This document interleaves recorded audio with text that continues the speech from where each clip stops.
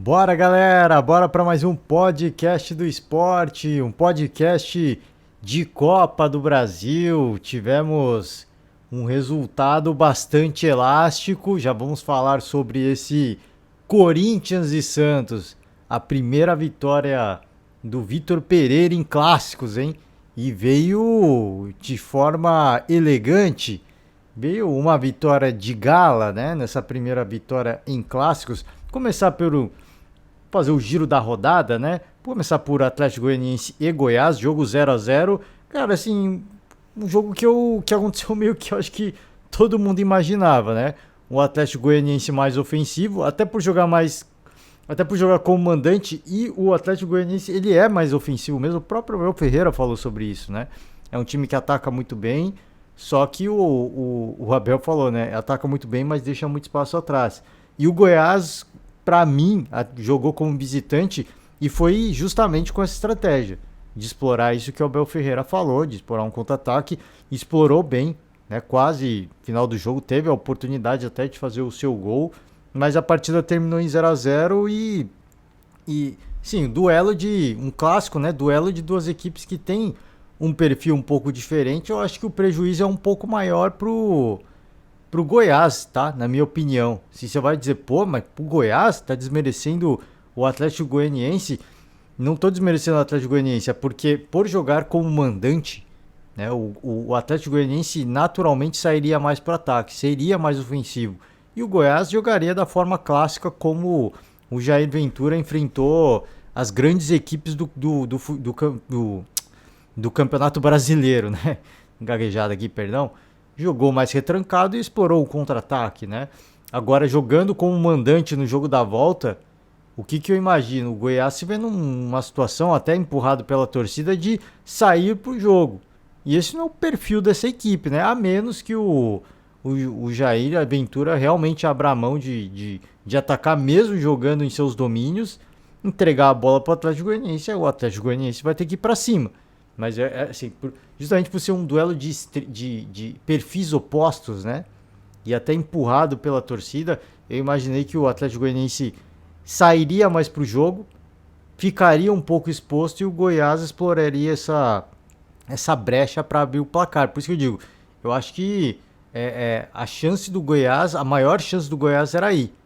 Porque, assim, óbvio que isso é opinião de momento. Assim, pelo perfil das duas equipes e justamente pelo Dragão jogar em casa. Agora, jogando Goiás, repito, em seus domínios, empurrado pela torcida, né? Tendo que fazer o resultado, tendo que sair para o jogo, né? Para buscar o resultado da classificação. Imagino que aí pode ser um perigo para o Goiás, tá? Imagino que sim. Repito, a menos que aí, de fato, o Jair Ventura abra a mão de jogar mesmo, entregue a bola para o Atlético Goianiense, que aí vai, obviamente, vai buscar o resultado, vai se expor, os caras estão dando a bola pra gente vai atacar, a gente vai para cima, e nessa talvez o Goiás mais uma vez tente explorar as brechas, os contra-ataques, né? Mas eu acho que, cara, repito, jogo bom, bom assim, né? Para quem, para quem gosta de clássico, um clássico digno de um clássico, né? Um jogo digno de um clássico e o jogo da volta promete muito, né? Promete muito, tudo em aberto, tudo absolutamente em aberto. Agora sim, por isso que eu falei, eu acho que esse jogo era pro Goiás, a chance do Goiás vencer. Agora no jogo da volta eu vejo, e com todo o respeito do mundo, assim, se queimar a língua não tem problema nenhum. Eu falo que vou vir e falar, pô, queimei a língua mesmo. Eu vejo o Atlético Goianiense com uma pitada de vantagem, né? Porque, falei e vou repetir, o Goiás vai sair mais pro jogo, imagino eu, a gente imagina isso, né? Quando você joga em casa, você se expõe um pouco mais, né? Até porque o torcedor pede isso, né? Então eu imagino que o Goiás vai se expor um pouco mais e o Atlético Goianiense vai ser mortal nessas saidinhas aí, né? Por isso que agora eu vejo que nesse clássico, né? Quem fosse visitante, quem for, no caso, fosse agora com o Goiás e quem vai ser o visitante, que agora vai ser o Atlético Goianiense, vai ter uma leve vantagem. Pelo fato do dono da casa ter que sair mais pro jogo e o visitante ter essa possibilidade, né? De explorar o contra-ataque. Sofreu o Goiás? Não dá para dizer, dá para negar que não sofreu, né? Forçou a defesa do goleiro Tadeu, Mas o Goiás joga muito bem assim, né? A gente já viu no Campeonato Brasileiro, é uma equipe que sabe se defender bem, né? E sabe ser reativo, né?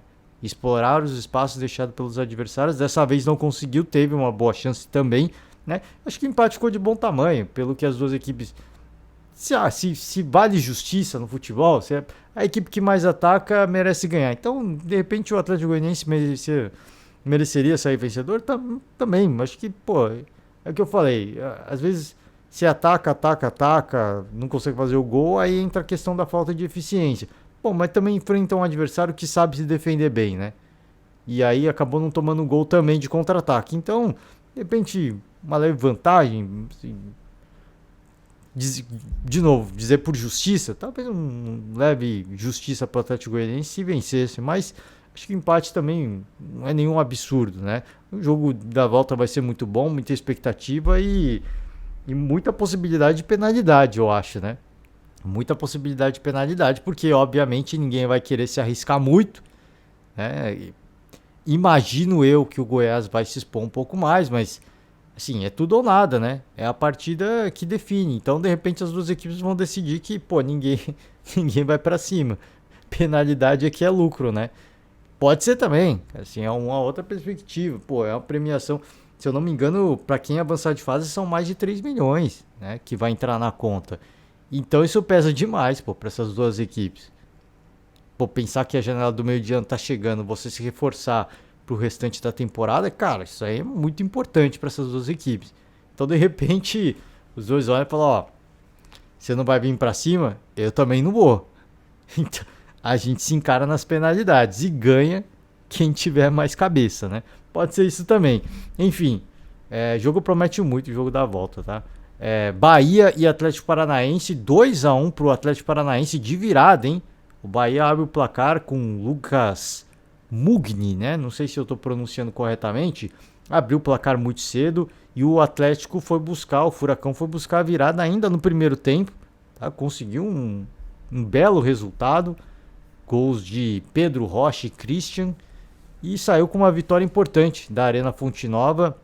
Eu já tinha comentado aqui na prévia, né? Que a gente fez da Copa do Brasil. Eu vi um leve favoritismo. Leve não, eu via muito favoritismo do Atlético Paranaense. Pelo momento que vive no Campeonato Brasileiro, pelo Bahia estar na Série B, né, a diferença técnica é muito grande. O placar não foi tão elástico, foi um placar apertado, sim, foi um placar apertado.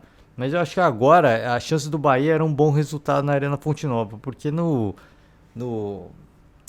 Arena da Baixada o negócio vai ser muito difícil, cara. Ali realmente é complicado. O Atlético, obviamente, Felipão é muito copeiro. O Felipão conseguiu o resultado que ele precisava. Vencer fora de casa. Ah, não tem o gol fora de casa. Pouco importa. O Felipão vai jogar pelo empate. O Felipão, ele é copeiro. Ele sabe fazer... Pô, ainda mais com uma vantagem no primeiro jogo. O Felipão... O Bahia não vai conseguir fazer gol nesse Atlético, mas nem querendo. Assim, nem rezando muito no jogo da volta. Pode acontecer... Eu falei, assim, é daqueles jogos traiçoeiros. Porque, de repente, é inflamado pelo torcedor... Ou às vezes o time decide, vamos só se defender, né? Muda o pensamento, vamos só se defender. E é nessa brincadeira que, pô, como aconteceu contra o São Paulo, o clássico choque rei. São Paulo e Palmeiras, pô. O São Paulo decidiu que ia só se defender. Momento de distração, o Palmeiras encontra um gol, né? Pode acontecer isso também, pô. Você só se defende, só se defende. Isso vai te exigindo muito fisicamente e mentalmente. O Bahia pode encontrar o golzinho. Como foi nesse aí, na bola parada, como foi nessa partida, né? Na bola parada. Pode conseguir também. Então, assim, eu acho que pro Bahia, é o que eu falei, vale muito, assim, essa classificação. Porque, imagina, para um time de Série B, mais de 3 milhões na conta, né? Isso, pô, pra campanha na Série B, o sonho de voltar pra Série A, isso assim, é ouro, né? Isso tem peso de ouro. Então o Bahia eu acho que vai dar a vida nesse jogo da volta. Ainda acho o Atlético Paranaense muito favorito para esse confronto. Já via isso antes dessa partida, agora mais ainda por sair com uma vitória como visitante. Então acho que o Atlético, o Furacão é ainda mais favorito, mas é daquelas partidas traiçoeiras. Às vezes você entra achando que já está classificado, vamos jogar com o regulamento embaixo do braço e é nessa hora que o adversário apronta, né? é nessa hora que, é, que o negócio é traiçoeiro. Então, acho que o Bahia tem que fazer jogou de forma digna e no jogo da volta com muita humildade, né? Jogar na Arena da Baixada, que eu falei, não é fácil, né? A torcida inflama bastante, o campo é diferente, então isso pode ser um jogar, pô, não tem que pensar, pô, a gente precisa fazer 2 gols. Cara, joga o jogo, precisa fazer um gol para levar para as penalidades, porque aí se fizer um gol, joga a pressão para outro lado. Pô, é os caras que estão na casa deles. É eles que estão na Série A. Aí, pô, se vai pra penalidade, a pressão é toda em cima do Atlético Paranaense, né? Se bem que o Atlético Paranaense, nos últimos anos, disputa de penalidade, vem se provando um time difícil de ser batido nas penalidades, né? Mostra bem provando ser um time bastante mentalmente muito forte, né? Mas por todos esses aspectos, se o Bahia consegue arrancar uma vitória de um gol e levar as penalidades, falei, vou repetir, a pressão é toda do Furacão. Time de Série A, time que tem mais grana, elenco mais qualificado, tá do lado do seu torcedor e aí por aí vai, né? Então, assim, ainda há todo o respeito ao Bahia, né? Mas ainda acho o Atlético Paranaense muito favorito. Com essa vitória fora de casa eu vejo ainda com mais favoritismo, mas não tem nada definido. Ainda tem mais 90 minutos a serem jogados, é apenas um gol de diferença. Nessa brincadeira, nessas ironias do destino, quem sabe, né? O Bahia tem que correr atrás e eu acho que tem condições de buscar. Difícil, mas eu acho que dá para buscar. Fortaleza e Ceará, hein? 2-0 Fortaleza, jogo quente, sim, partida, assim como eu falei do, do Atlético Goianiense e Goiás, né? Partida assim, que digna de clássico, né? De clássico. Se ali no clássico goiano uma equipe atacou mais e a outra se defendeu, nesse aqui são duas equipes que têm no seu perfil, no seu DNA ser ofensivo e assim aconteceu. As duas equipes foram para cima, tiveram oportunidades, os goleiros tiveram que fazer grandes defesas, mas foi o Fortaleza que saiu vencedor, 2 gols do Iago Pikachu e parece que assim, o ano do Fortaleza não é o Brasileirão, cara. É impressionante. É em confronto recente, bem que ainda com o Dorival Júnior, mas em confronto recente pelo Brasileirão, o Ceará venceu, né? E aí chega na Copa do Brasil 2-0. Óbvio, falei, vou repetir, o contexto é diferente, é um novo treinador, mudou o comando técnico, muda o jeito de jogar, muda o treinamento, muda os caramba, né? Mas é outro contexto, é o que eu falei, vou repetir, mas o ano do Fortaleza realmente não é no Campeonato Brasileiro, né? Porque essa equipe fez uma bela campanha até agora no Campeonato na Copa do Brasil, na Libertadores também, se superando na Libertadores, quando muita gente já, inclusive eu, já achava que a classificação do Fortaleza era praticamente impossível, né? Sul-Americana não, eu via muito possível a classificação para a Sul-Americana, eu via praticamente, para mim, o Fortaleza tinha que focar inclusive na Sul-Americana, para não deixar o Brasileirão escapar tanto, né? Mas o Brasileirão tá difícil. A equipe tenta manter um nível de atuação, mas as coisas no Brasileirão não estão acontecendo, é impressionante. Então, grande vitória do Fortaleza, deixa a sua classificação muito bem encaminhada, tá? Muito bem encaminhada, são 2 gols de diferença, e é o que eu falei, o Fortaleza no Brasileirão não está bem, mas nas Copas essa equipe está muito bem. O momento dessa equipe nas Copas é muito bom. Por isso eu acho difícil, até por novo treinador, tudo aquilo que eu já falei. Pelo Marquinhos chegando agora no Ceará, acho difícil o Ceará conseguir buscar essa virada, né? Mas é possível, esse jogo que eu falei. Esse jogo foi quente, os dois se atacaram, né? O goleiro do Fortaleza teve que fazer grandes defesas também, né? O Marcelo Boeck, não foi só o goleiro do Ceará, o João Ricardo que teve que defender. O Marcelo Boeck teve que fazer grandes defesas, então... É possível? Tá tudo em aberto? Eu acho que sim. Mas eu vejo o Fortaleza com um pé um pouco na frente, porque eu falei, assim, o momento do Fortaleza nas Copas é diferente, cara. Eu não sei o que acontece. E aí, isso é dor de cabeça pro Vojvoda, né? Treinador do Fortaleza. Aí ele tem que entender por que no Brasileirão não tá dando certo. Mas nas Copas tá dando tudo certo.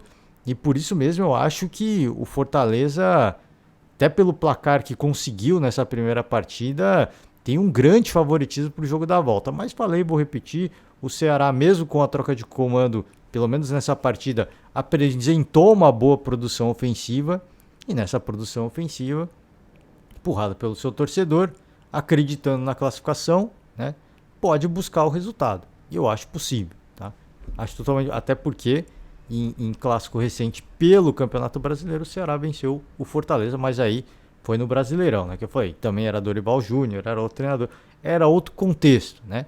Mas eu acho possível. Acho que, repito, pela produção das duas equipes, eu acho que é um jogo que está em aberto, mas o Fortaleza um leve favoritismo pelo resultado desse primeiro jogo, tá? Atlético Mineiro e Flamengo. O Atlético repetiu a vitória para cima do Flamengo, repetiu porque se enfrentaram recentemente no Campeonato Brasileiro, vitória do Galo, se enfrentaram agora mais uma vez pela Copa do Brasil, mais uma vitória do Galo, 2 gols aí, 2-1, né? Gol do Hulk, que golaço do Hulk, né?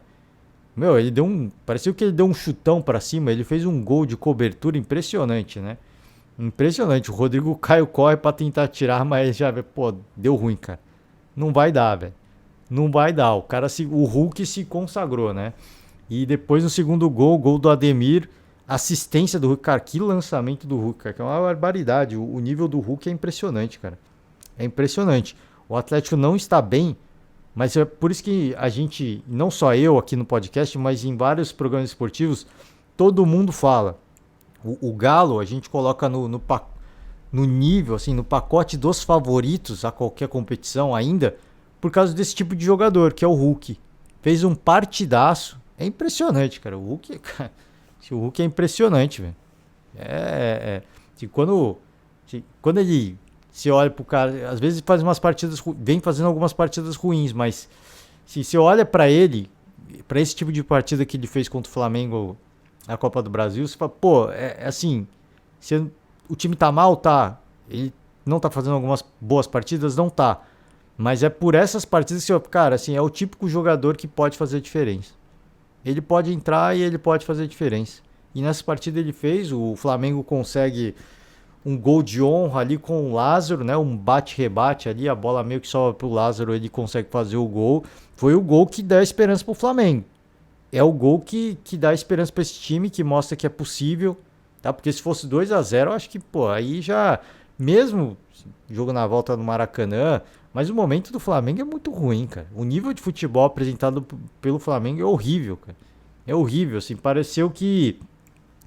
Assim, eu imaginei que a troca de treinador daria um resultado imediato, porque, pô, parecia que os jogadores não estavam afim de comprar as ideias do Paulo Souza, né? E trocou o treinador, nada mudou, assim. Eu não sei o que acontece com esse elenco, assim.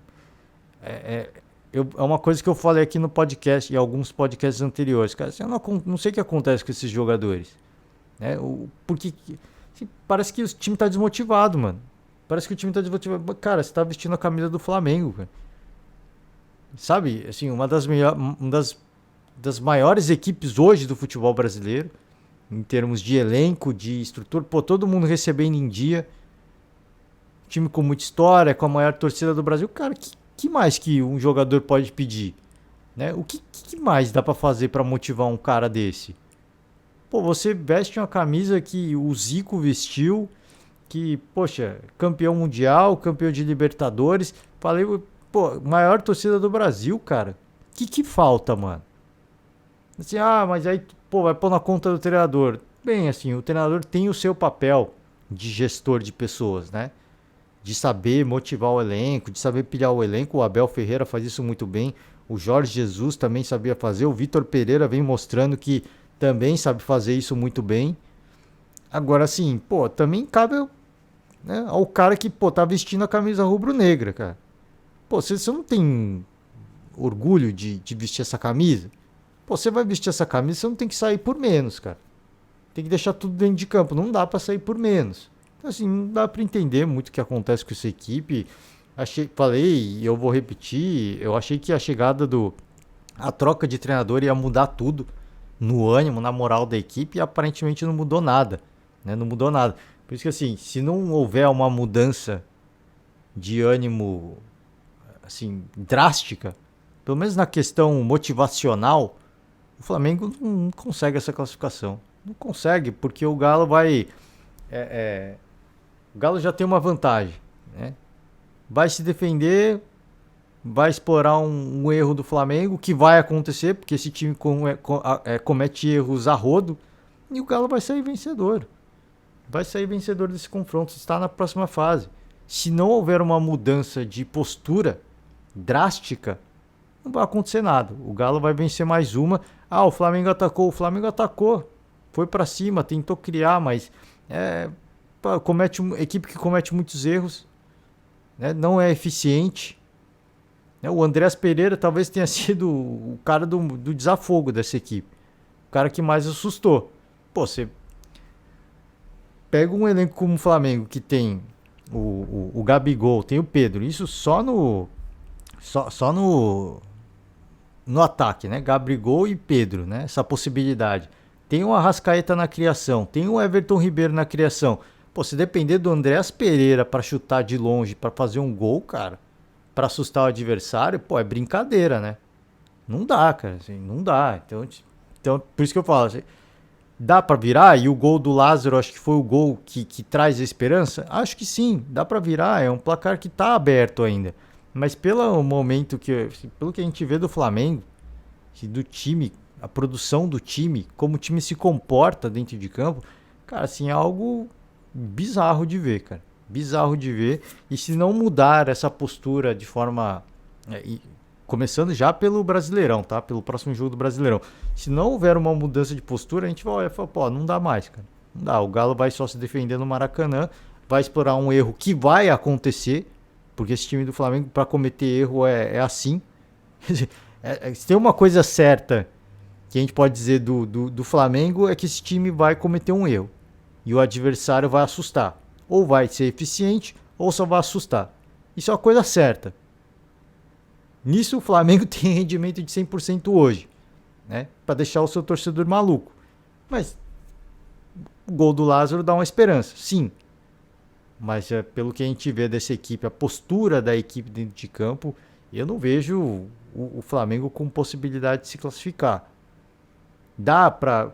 Acabei de falar da questão do Hulk, né? Fator Hulk.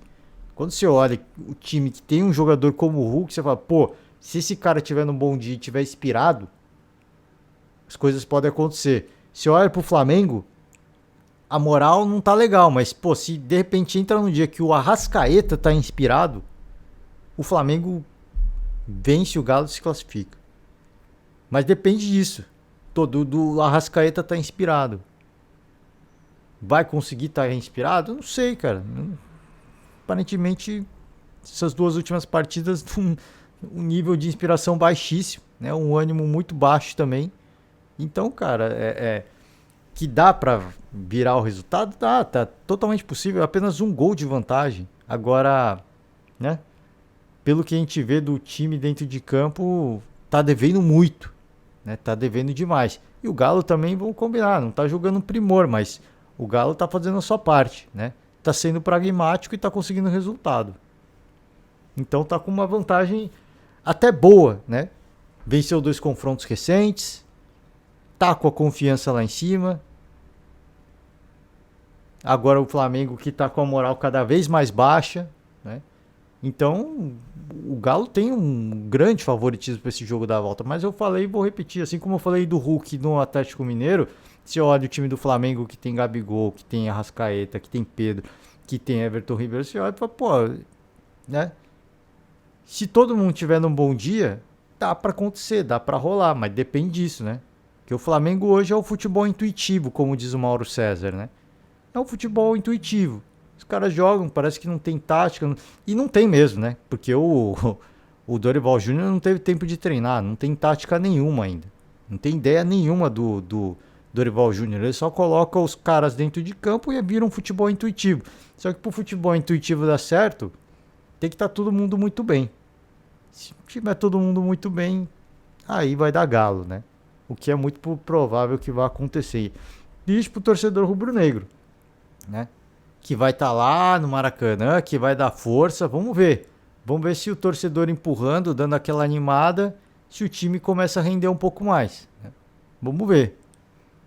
Mas aí só esperando até lá, eu acho que certamente que muda a postura, porque Maracanã cheio, por mais que os jogadores não estejam num bom dia e não estejam motivados, começa a ouvir o canto da galera, vai animando, vai ganhando confiança, e eu acho que tem tudo para ser um jogo quente. Agora, se for mais um jogo apático, vai ser presa fácil do Galo, né? Vamos pro jogo com o placar mais elástico, eu acho que é o único duelo que já está definido, né? Corinthians e Santos, para mim, está definido já. O Santos já está eliminado. Com todo o respeito do mundo, assim. Ah, o torcedor pode falar, já tá todo mundo falando que estão eliminados, vocês vão ver. Não dá, cara, assim. O Corinthians não toma 4 gols. O Corinthians não toma 4 gols. Tomou 3 do Palmeiras, né? 3, se eu não me engano. Antes do duelo contra o Boca na Libertadores, né? Fase de grupos ainda. Mas 4 gols, e aí de lá pra cá, o Corinthians se ajustou ainda mais defensivamente. Vai tomar 4 gols, mas nem que nem que o torcedor do Santos queira muito. Não vai tomar 4 gols. O Santos pode até vencer a próxima partida, mas o Corinthians não vai tomar 4 gols, cara. Pode tomar 2 no máximo, mas 4 gols essa equipe não toma. Porque defensivamente é uma equipe muito sólida. O Cássio vive um momento fantástico e fez uma grande defesa nessa partida. A verdade é que o Santos apagou, sofreu um apagão. O Corinthians fez 3 gols no primeiro tempo e matou a partida. E curiosamente o Santos começou melhor no jogo, né? Se de repente o Santos se de repente começa não, começou bem o jogo, se de repente faz um gol no começo do jogo, o cenário da partida ia ser outro, né? Ia mudar totalmente. Mas aí é que eu falei, o Santos começou melhor, o Corinthians foi crescendo, foi se animando, torcedor empurrando, o Santos foi caindo de produção, toma o primeiro gol e aí o Santos acabou. O Santos inexistiu, né? O Corinthians cresceu demais na partida, começou a melhorar, foi melhorando, fez 3 gols só no primeiro tempo, segundo tempo fez mais um, né, com uma vantagem numérica. O Zanocelo foi expulso, lance questionável, né? Na central do apito, um comentarista falou que foi demais, o outro falou que foi ok, tava dentro, né? Eu acho que, sei, assim, também não vi essa agressividade toda para um cartão vermelho, assim. É óbvio que ele dá uma cotovelada ali, mas eu não vi um lance para agressão, né? Enfim, eu não acho que foi para cartão vermelho, mas o cartão vermelho eu não acho que foi condenável também. Eu não acho que foi algo, que absurdo, nossa, o árbitro cometeu uma gafe. Não, eu acho que dentro da interpretação do árbitro da partida, eu acho que ele entendeu que foi uma agressão. Para mim, assim, dentro da minha interpretação, foi uma agressão? Até foi, mas para mim não foi assim, dessa forma. O jogador do Corinthians caiu, nossa, quebrou meu maxilar. Para mim não foi desse nível. Que foi falta, foi. Isso aí não estou discutindo. Foi para cartão amarelo? Foi. Também não estou discutindo isso. Eu só não acho que foi desse nível de agressividade, nível UFC, para ele tomar um cartão vermelho direto. Só isso. Mas também não acho que... Assim, e é o que eu falei. Tá dentro da interpretação do árbitro, né? Se ele interpretou que foi agressão, ele tem que expulsar mesmo. Tá certo. E aqui... Por isso que eu falei, assim, é daqueles lances que cabe a interpretação de cada um. Eu não acho que houve polêmica, eu não acho que a arbitragem cometeu um erro crasso. Foi um lance que, assim, o Zanocelo correu o risco. Assim, ele vai de forma até bastante enérgica, né, nessa entrada. Então, assim, correu o risco. Então, foi expulso, não acho que foi nenhum absurdo, né? Tá dentro do pacote. Você vai fazer esse tipo de lance, você pode ser expulso, você pode tomar só um amarelo. Nesse caso, a arbitragem entendeu que foi agressão, expulsou. Então, acho que não tem nada de erro da arbitragem também, não. Assim, eu falei, essa é apenas a minha interpretação, tá? E o Corinthians consegue um grande resultado. O Santos vai ter que buscar essa diferença que eu acho, que eu falei. Eu acho impossível, tá? Eu não acho praticamente impossível. Eu acho impossível. Impossível do Santos conseguir fazer 4 gols. Assim. Você pegar os últimos... E tudo que a gente fala, e não só eu aqui, em todos os canais esportivos também a galera fala, é baseado no retrospecto recente. É só isso. É só pegar o retrospecto recente. Dava para imaginar que o Corinthians fosse fazer 4 gols no Santos? Não dava. Dava para imaginar que o Corinthians fosse vencer, que fosse ser superior, mas fazer 4 gols no Santos, isso não dava para imaginar. Nem o torcedor corintiano mais otimista poderia imaginar um negócio desse, né? Até pela baixa produção ofensiva do time atualmente.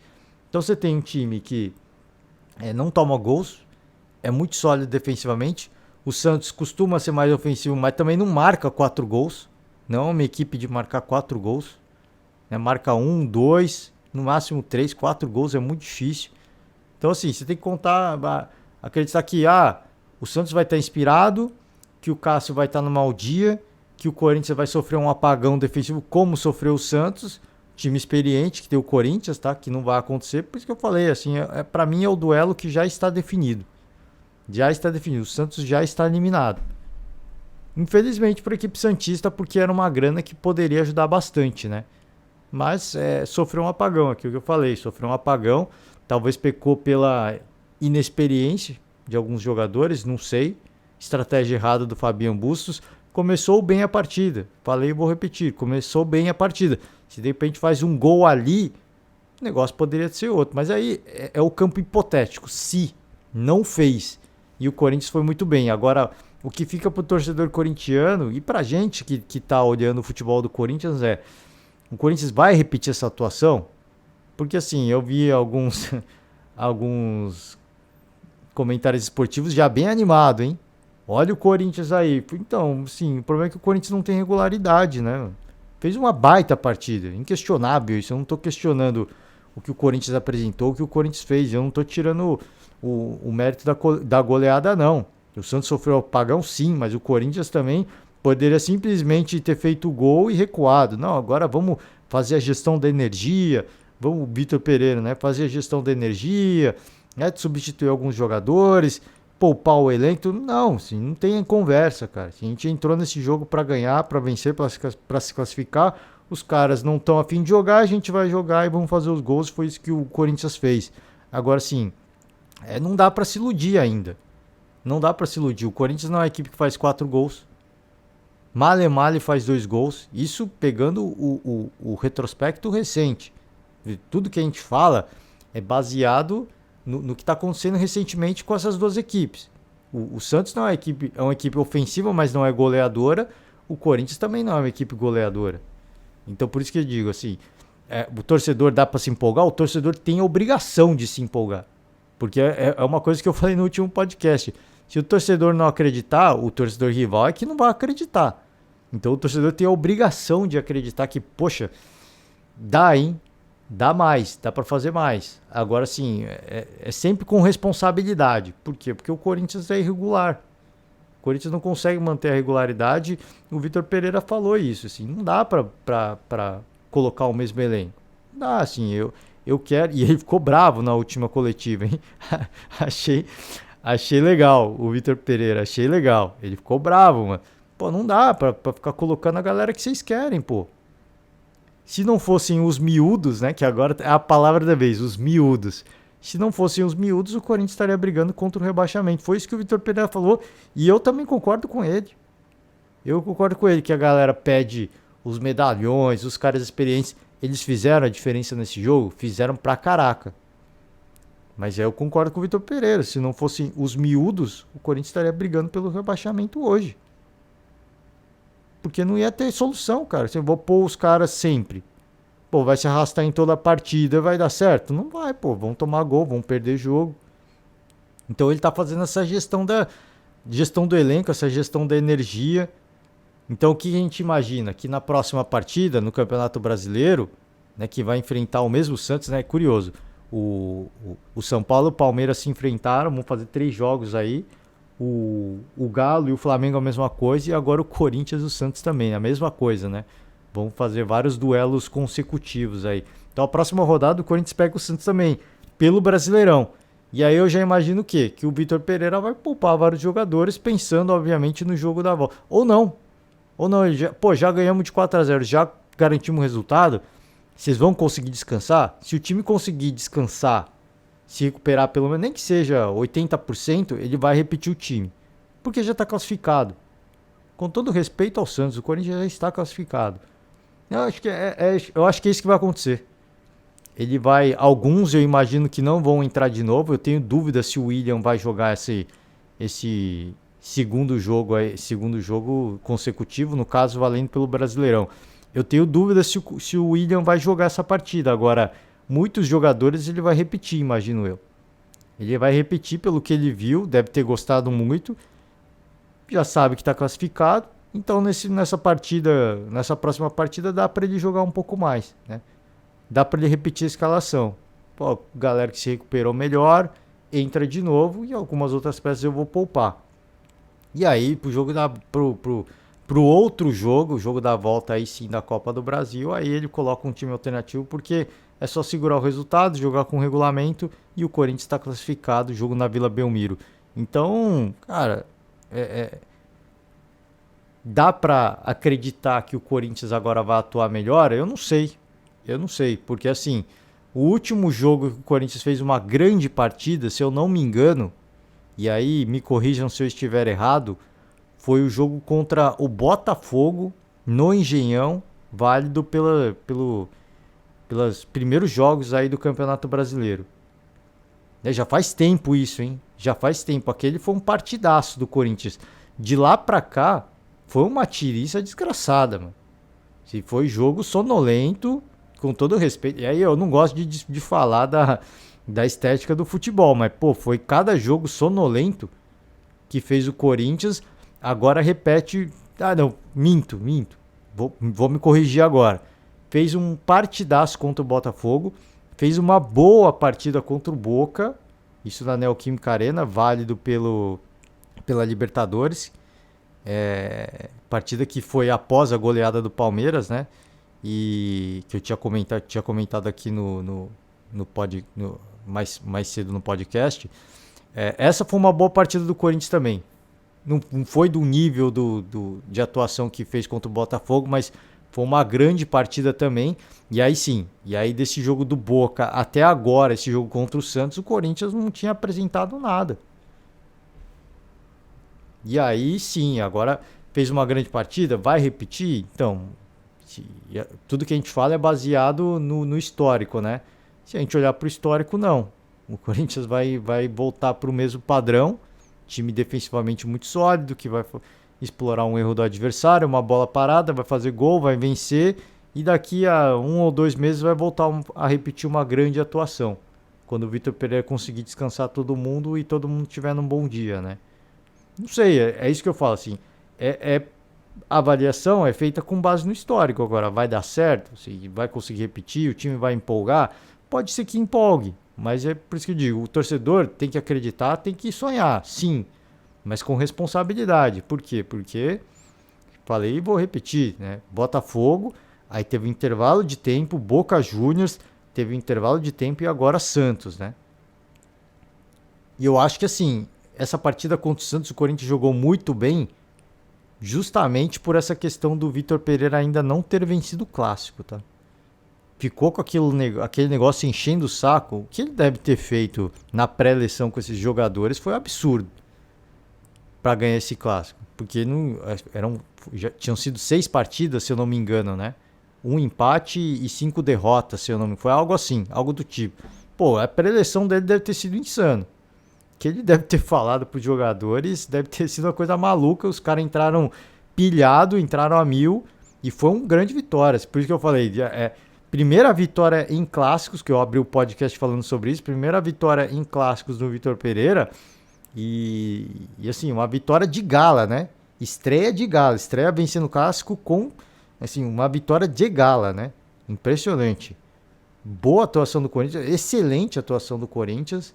E agora a incógnita que fica no ar é essa, né? O Corinthians vai manter esse nível de atuação? Eu acho difícil. Mas mostra coisas positivas e mostra que é um time que pode render mais, que pode apresentar mais futebol. É isso que mostra. E a gente viu isso. Citei os jogos do Botafogo, do Boca Juniors. Então dá para fazer mais? Sim. Mas agora eu acho que o Vitor Pereira ele vai poupar esforços, ele vai fazer essa gestão do seu elenco justamente mirando o jogo contra o Boca, né? Válido pela Libertadores. Então agora ele deve poupar, o time, imagino eu, que deva cair de rendimento de novo, porque ele vai apostar nos miúdos, vai trocar um jogador aqui, um outro ali, vai pôr um dos medalhões, um jogo ali, um jogo aqui, para condicionar, para ter ritmo de jogo, e ele vai salvar essa força pro jogo contra o Boca Juniors. De repente pode até ser bom assim. Não sei se é proposital ou não, tá? Imagino que não. Porque aí os adversários olham, o time do Corinthians que vai jogar contra a gente vai ser aquele time encardido, que vai só se defender, vai explorar uma bola parada. E aí quando chega os caras, pá, chega com tudo, né? Chega igual um rolo compressor. Pode ser uma estratégia também, cara. Não sei, não sei. Eu acho que não, né? O Vitor Pereira, imagino eu, que gostaria muito de ver o Corinthians jogando dessa forma em todos os jogos. Mas que não deixa de ser uma surpreender o adversário, deixa. Porque imagina, o Boca Juniors vai olhar o Corinthians, aí o Corinthians joga mal, faz jogos sonolentes até o jogo contra o Boca. O Boca vai olhar e fala, pô, só a gente tomar cuidado com o contra-ataque, com a bola parada, e o Corinthians entra e pá, entra com um rolo compressor, surpreende os caras, né? Pode ser também, eu não sei. Não sei. No início eu acho que talvez não fosse estratégia. Agora pode até ser. Mirando o Boca, pode até ser. Porque o Santos eu acho que foi surpreendido pelo que o Corinthians apresentou. O Fabiano Bustos não esperava que fosse acontecer o que aconteceu. E aí, nesse tempo dele tentar arrumar, que não deu muito tempo, o Corinthians fez 3 gols. Então, pô, dá pra apresentar mais? É o que muita gente cobra. O Corinthians pode apresentar um futebol melhor? Pode. Né? A gente viu agora, tem jogadores pra isso. Tem um bom treinador pra isso. Agora, vai repetir? É difícil, cara. Difícil porque o Vitor Pereira fala muito sobre isso, de poupar jogadores, né? Pra ter eles nas suas melhores condições, pra não se lesionar, pra não estourar ninguém. Né? Ficou até bravo na última coletiva. Pra quem não viu, assista, porque é muito bom o que o Vitor Pereira fala. E eu concordo com ele. Já falei aqui, eu concordo com ele. Que pra quem acha que, pô, por que não repete a equipe? Ele explicou lá e eu concordo, cara. Assim, a gente precisa fazer essa gestão. O campeonato é maluco. Não é todo mundo. Ah, por que o Palmeiras consegue repetir? Cara, primeiro que assim, o time do Palmeiras é mais jovem, né? E, cara, o trabalho que faz o departamento médico do Palmeiras é diferente do que faz o do Corinthians. Aí, pô, então tem que fazer a mesma coisa que faz o Palmeiras. Como é que você vai saber o que o Palmeiras está fazendo? É um segredo dos caras. E assim, o Palmeiras está fazendo bem isso esse ano, porque no ano passado não fez bem. Quem fez bem o ano passado foi o Galo. Por que o Galo não repete? Né? Não consegue repetir a recuperação física dos atletas, como aconteceu no ano passado. Então, assim, é uma incógnita, né? Essa coisa do aspecto físico, pô, é segredo. Quem souber fazer isso melhor vai fazer e não vai revelar para ninguém, obviamente, né? Por isso que eu digo, assim, o Corinthians tem que fazer o que o Palmeiras faz. Como é que eu vou saber o que o Palmeiras está fazendo, cara?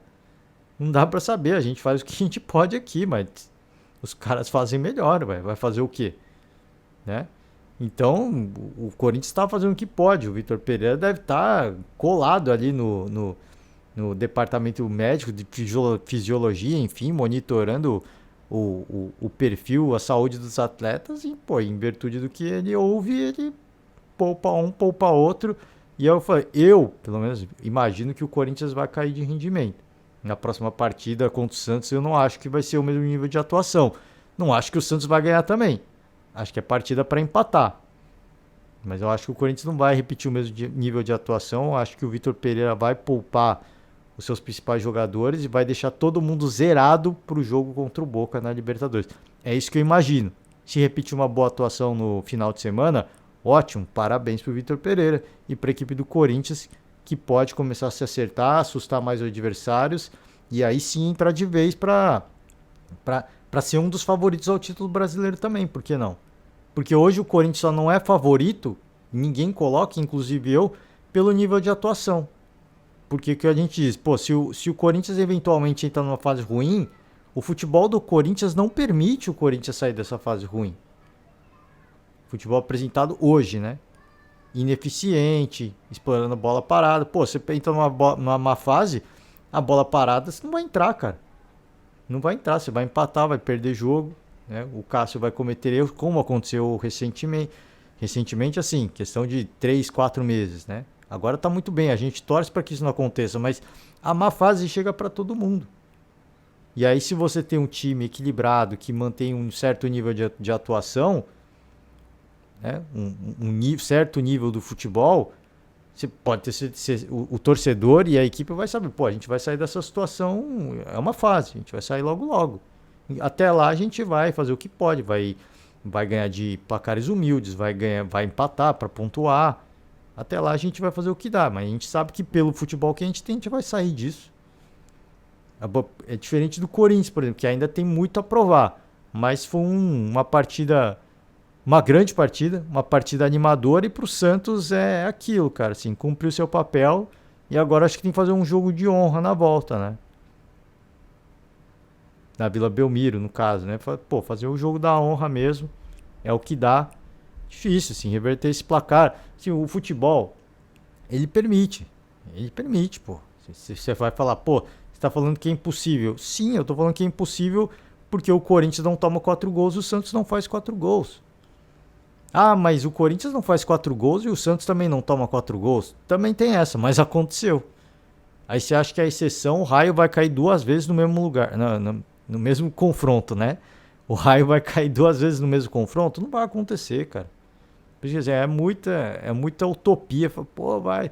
O torcedor tem que acreditar e vai ter que empurrar, mas pra mim eu acho que é uma partida que é uma classificação que infelizmente foi pro brejo, né? Se tivesse conseguido perder de 1-0, acho que 2-0 até também era bastante possível reverter. Agora 3-0 já seria complicado, 4-0 para mim é impossível. Mas eu falo assim, o torcedor ele tem que acreditar, é a sua equipe. Tem que empurrar, cara. Né? Jogo na Vila, vai, empurra, acredita. O Santos tem um time ofensivamente, tem uma produção legal, tem bons jogadores. Pode surpreender o Corinthians? Eu acho que pode. Dependendo do que o Corinthians entrar dentro de campo, time bastante modificado, o Santos pode fazer 2 gols, 3, acho que até 3 dá para fazer, mas 4 aí, se de repente o Corinthians toma 2 gols, aí o Vitor Pereira vai puxar todo mundo para o campo de defesa e não vai acontecer nada, não vai acontecer absolutamente nada. Então por isso que eu digo que é muito complicado, mas o Santos tem que fazer essa parte, tem que fazer o jogo da honra, né? Vai para ganhar pelo menos, pô, perdeu um primeiro jogo, coisa que acontece, é do futebol. É do futebol. Vencer o jogo da volta ao lado do seu torcedor, aí sim eu vejo como obrigação. O Santos venceu o jogo da volta. Mas mesmo vencer, vai ser difícil, porque o Corinthians é o jeito que a gente tá falando já há bastante tempo. Vai se defender muito bem, vai explorar um contra-ataque, uma bola parada, e aí o Corinthians é bastante perigoso e é bastante eficiente, né, nessa proposta. Mexendo o elenco, obviamente, né? Mexendo o elenco. Então é isso, gente. Finalizar por hoje, tá? Jogos da volta ainda para mim, todos em aberto, tirando esse do Corinthians. Eu acho que para mim esse confronto já está definido. A gente vai ter mais jogos na noite de quinta-feira, né? São Paulo e Palmeiras. Palmeiras aí com uma bela confiança em virtude do que aconteceu no Campeonato Brasileiro, né? Fluminense e Cruzeiro, né? O goleiro Fábio vai enfrentar o seu time, né? Seu time anterior, o Cruzeiro, América Mineiro e Botafogo. Só jogo bom, cara. Só jogo bom. Vamos acompanhar esses jogos também. E amanhã a gente está de volta para falar desses jogos que encerram os jogos de ida da Copa do Brasil. Então é isso, gente. Finalizar por hoje. Valeu demais. Um forte abraço e até amanhã. Tchau.